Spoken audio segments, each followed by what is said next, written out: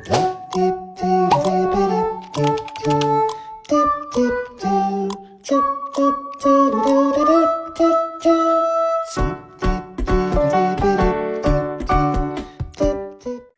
Bunda-Bunda PAUD di mana saja berada. Perkenalkan, nama saya Irene Konia Putri Anggul dengan NPM 23105033.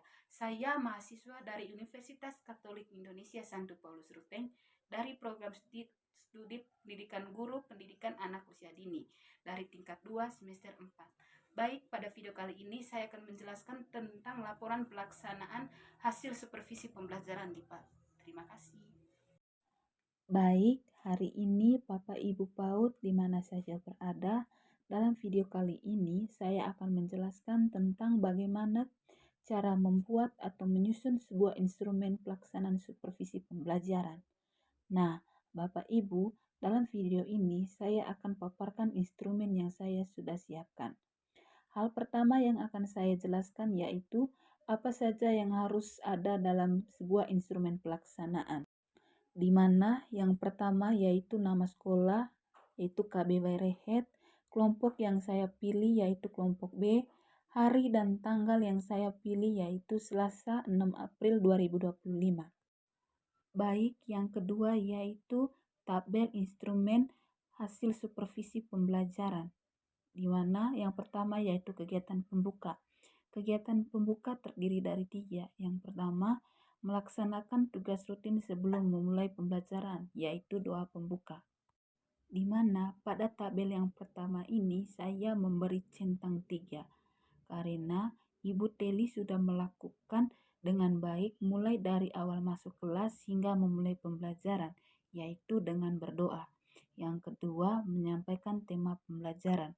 Pada tabel yang kedua ini saya memberikan centang 3 karena di mana Ibu Teli sudah menyampaikan tema pembelajaran kepada anak-anak yaitu tentang buah-buahan. Yang berikut adalah memberikan pertanyaan pemantik, di mana pada tabel yang ini saya memberikan skor 3 karena Ibu Teli sudah melakukannya dengan baik, di mana Ibu sudah bertanya kepada anak-anak tentang rasa dari buah-buahan dan buah apa saja yang mereka pernah makan. Yang kedua adalah kegiatan inti, di mana pada kegiatan inti ini terdiri dari 6. Yang pertama yaitu kemampuan menyesuaikan materi dengan tema pembelajaran. Yang kedua, kemampuan mengolah kelas dan menciptakan suasana yang menarik. Menurut saya pada tabel saya memberikan centang skor 3, di mana Ibu sudah melakukannya dengan baik. Karena pada saat mewarnai, di mana salah satu anak mengeluh capek dan Ibu meluangkan waktu untuk melakukan ice breaking untuk mengembalikan semangat anak-anak. Yang berikut adalah kemampuan dalam berinteraksi dengan anak. Ini saya memberi skor 3, yaitu baik sekali, karena menurut saya pada saat mewarnai buah-buahan, Ibu menanyakan kepada setiap anak, mungkin mereka kesulitan dalam mewarnai dan menempelkan potongan-potongan kertas. Yang berikut yaitu kesesuaian media pembelajaran atau AP dengan tema pembelajaran.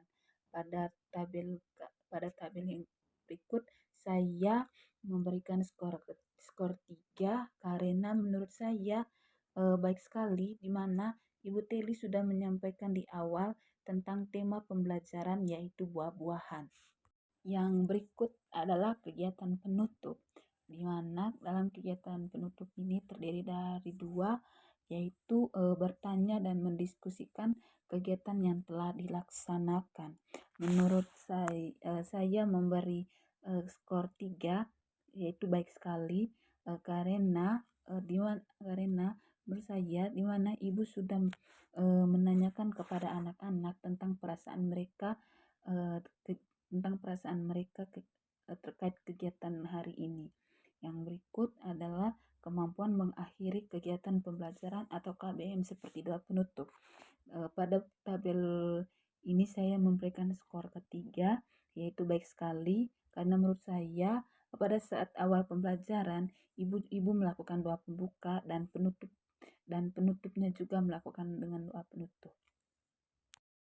Baik, yang berikut adalah cover dari laporan hasil pelaksanaan supervisi pembelajaran.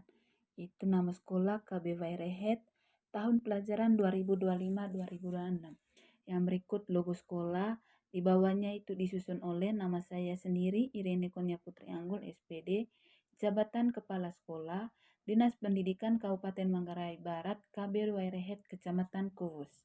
Baik, yang berikut sesudah cover yaitu kata pengantar yang diawali dengan puji syukur kita panjatkan kehadirat Tuhan Yang Maha Esa, karena atas rahmat dan karunia-Nya saya dapat menyelesaikan laporan hasil pelaksanaan supervisi pembelajaran di KBW Rehet tahun pelajaran 2025-2026 yang diselenggarakan oleh sekolah kami. Laporan ini juga merupakan salah satu bukti bagi sekolah di KBW Rehet dalam melaksanakan kewajibannya untuk melaporkan hasilnya. Isi laporan ini secara umum lebih menekankan pada pemahaman-pemahaman konsep dan cara mengimplementasikannya di lapangan dalam upaya penjaminan untuk meningkatkan mutu pendidikan di sekolah. Dalam kesempatan kali ini pula, saya mengaturkan ucapan terima kasih yang sebesar-besarnya kepada berbagai pihak yang telah ikut membantu sehingga terselesainya laporan ini. Akhirnya, kami berharap semoga laporan ini berguna, khususnya bagi penyusun dan berbagai pihak yang berkepentingan pada umumnya. Kritik dan saran demi kesempurnaan laporan ini sangat dinantikan. Yang berikut adalah daftar isi. Daftar isi terdiri dari 4 bab. Bab 1 adalah pendahuluan, di dalamnya adalah latar belakang, landasan hukum, dan tujuan. Bab 2-nya yaitu pelaksanaan program supervisi pembelajaran, terdiri dari yang pertama, pelaksanaan program supervisi pembelajaran, yang kedua, jadwal supervisi pembelajaran, yang ketiga, kesepakatan dengan guru tentang pelaksanaan supervisi pembelajaran, yang keempat, instrumen yang digunakan dalam supervisi pembelajaran, yang kelima, pendekatan supervisi pembelajaran, yang keenam, teknik supervisi pembelajaran, yang ketujuh, pelaksanaan supervisi pembelajaran di KBW Rehet.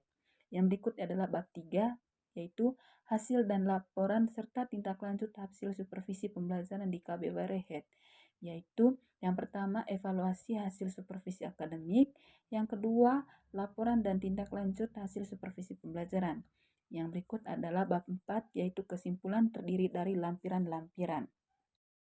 Baik, yang berikut adalah bab 1, yaitu pendahuluan, di mana di dalamnya itu menjelaskan tentang supervisi merupakan fungsi manajemen yang penting dalam penyelenggaraan pendidikan anak usia dini atau PAUD untuk memastikan kualitas layanan pendidikan dan perkembangan optimal anak. Dalam konteks PAUD, supervisi menjadi instrumen untuk menjadi standar pendidikan kesejahteraan anak dan profesionalisme pendidikan.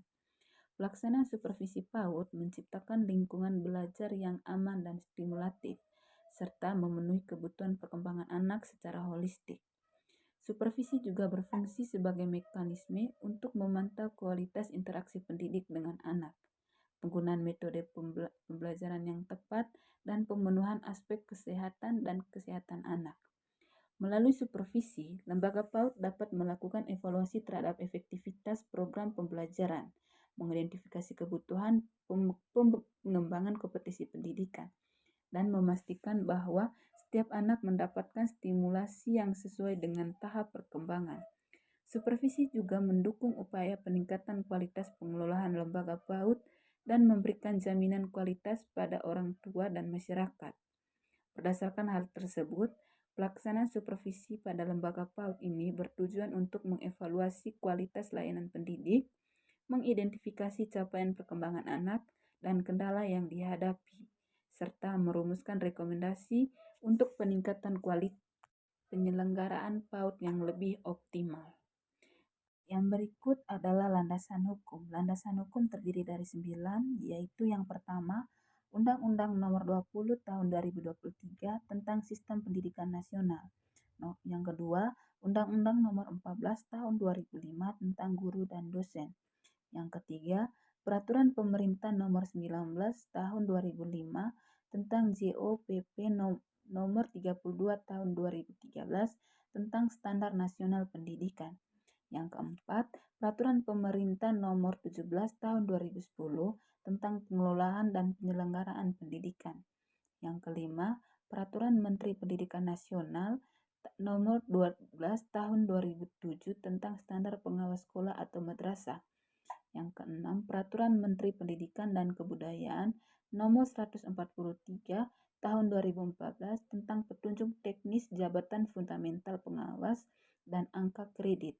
Yang ketujuh, Peraturan Menteri Pendidikan dan Kebudayaan Nomor 15 Tahun 2018 tentang pemenuhan beban kerja guru, kepala sekolah, dan pengawas sekolah.